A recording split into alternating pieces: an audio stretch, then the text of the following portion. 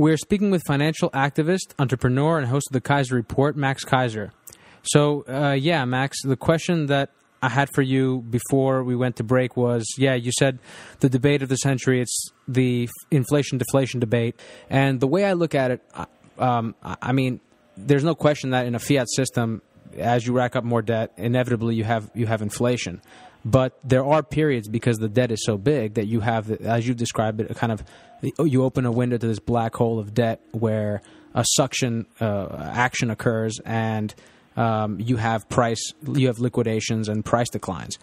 Where do you stand on that? Do you think that we're on the cusp of a renewed kind of deflationary intermediate period that could last, a month, 2 months, 3 months, 6 months, whatever, kind of like what we saw in 2008? Or do you kind of see, as Peter Schiff sees or John Williams sees, that we're just kind of going to break loose, that the machine's kind of going to unhinge here, and we're going to hit a hyperinflation in the economy before we get any more kind of, decreases? And I'm not talking about CPI inflation here. I'm talking about inflation or deflation in asset prices, effectively in monetary aggregates in credit in the economy. Right. Well, I like to think that I have a unique perspective on this, which is different than, let's say, Peter Schiff, Mike Shedlock, or anyone else who's come up with an opinion on this. And, to get back to what I was saying before, what I call fake deflation, real inflation. What in the past, all of these, as you say, monetary aggregates, and the way that the policies of the Fed and what's happening on Wall Street trickle through the real economy were as part of a whole that was not easily dissectable. But because, starting in the 1970s, in the beginning of listed options and the creation of the options volatility formula that allowed for listed options, we've had this phenomenon now for 40 years of being able to separate risk from reward using these derivatives, which is an option contract. Mm-hmm. And it's become ever more sophisticated.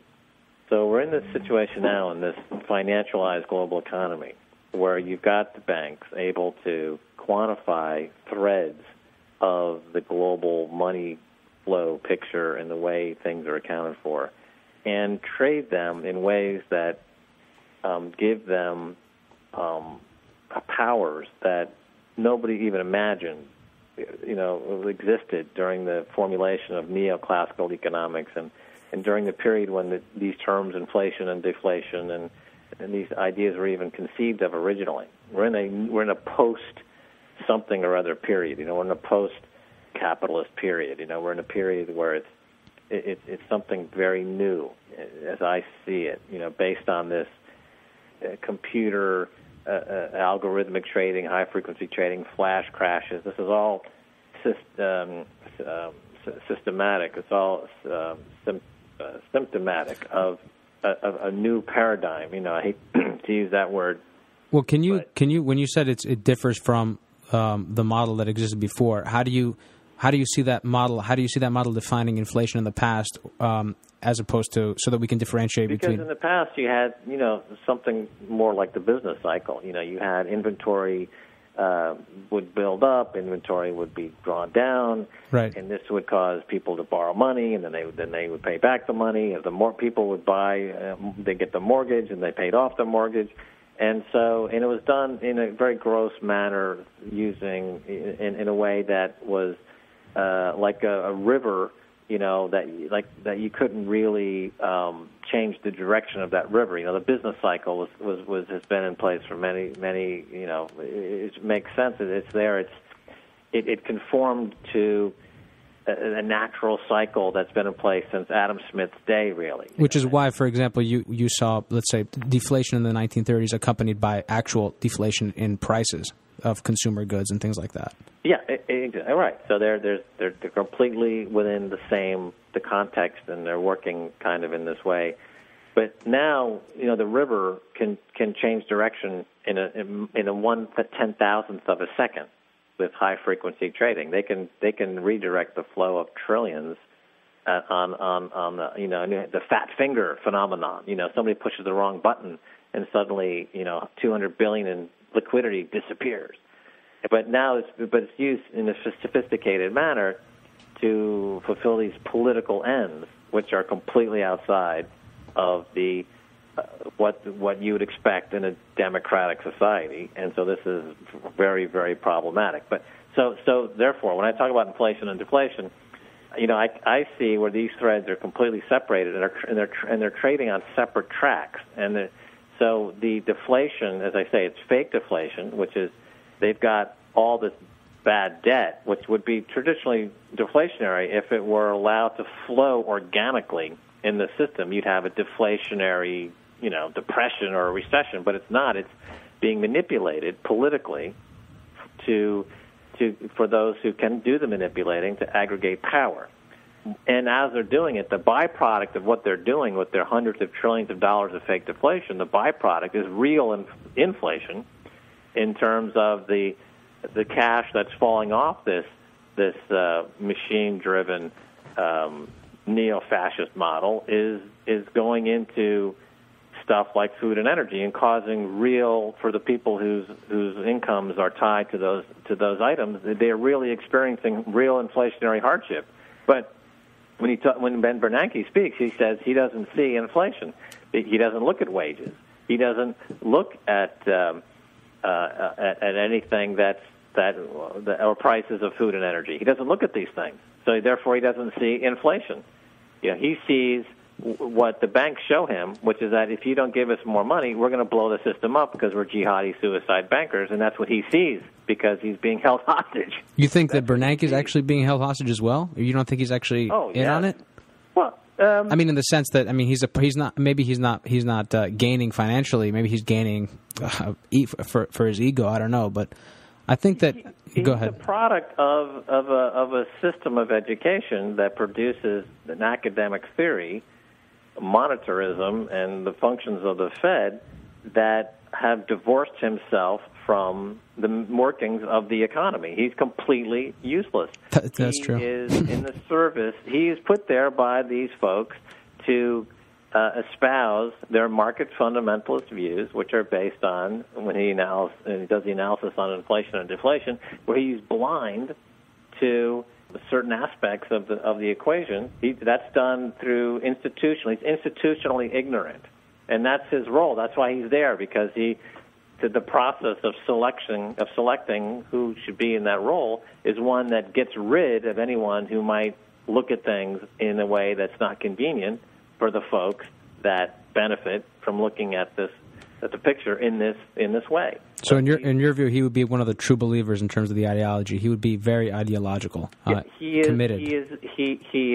a martyr.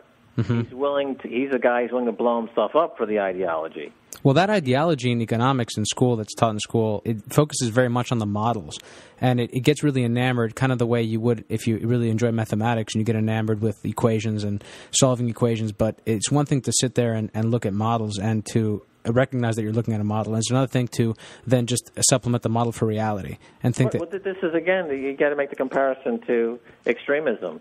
They look at Adam Smith, okay, let's say he's the father of neoclassical economics, and they'll pick out two or three phrases, and they'll say, based on these two or three phrases, we're going to build an entire ideology around this. In the same way that a jihadi from an extremist religion might pick out two or three phrases from the Quran and say, we're going to build an entire ideology around these two or three phrases. They just cherry-pick the material to create an ideology that drives their jihadi mentality, whether it's in the banking world or the extremist radical religious world. These are equivalent, and it's no coincidence that these two are both jockeying for position in terms of who's the most disruptive force in the globe today. Is it Ben Bernanke or is it Al-Qaeda? They both are they're fundamentalist suicide knuckleheads. Well, the banking system, with its leverage, has done probably a lot more damage financially, at least, than Al-Qaeda has. Well, I've made that point,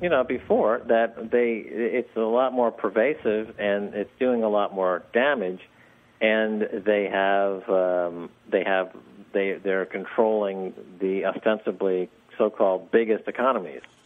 A lot of people think that the Fed is omnipotent and that they can just pretty much keep the banking system operating and humming as they want.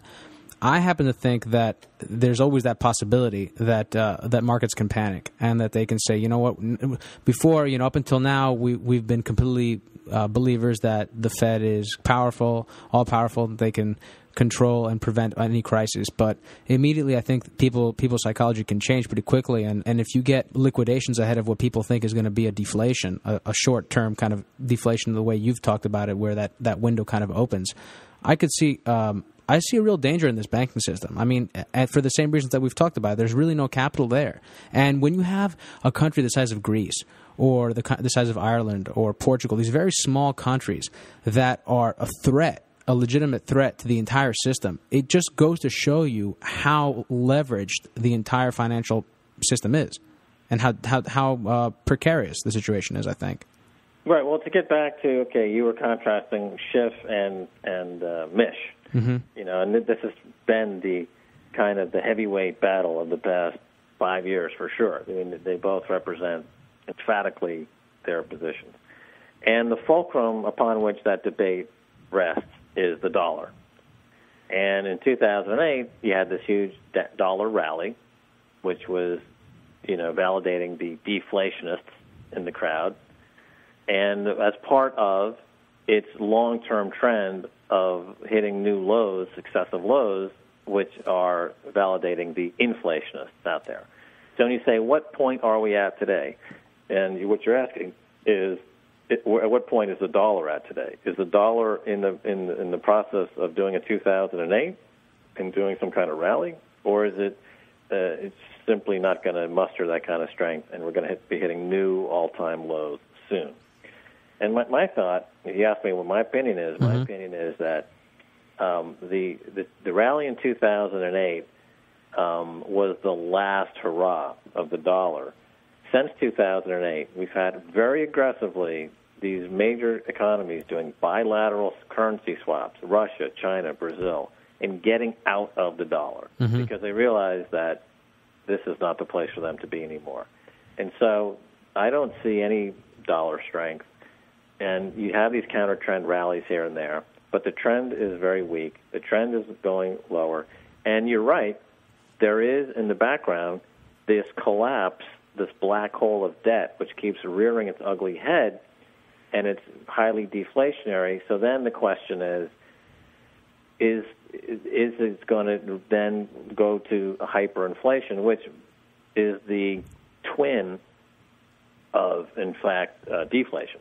Deflation and hyperinflation are almost identical in their in the results of what happens in those situations, and it all comes down to, will people completely lose faith in these paper currencies? That's the question, like we saw in obviously in Argentina and these other economies, and based on the amount of people in the streets uprising around the world, and this number is increasing. I saw a Google map now. There's over 600 uprisings all around the world, and it's growing every single day. That we're on the doorstep of loss of faith in the currency, in the dollar, complete loss of faith in the dollar, which means hyperinflation. So that's my answer to that question. Okay, fair enough. Max, we're going to take one more quick break, if you can stay with us, and when we come back, we can finish off. Okay.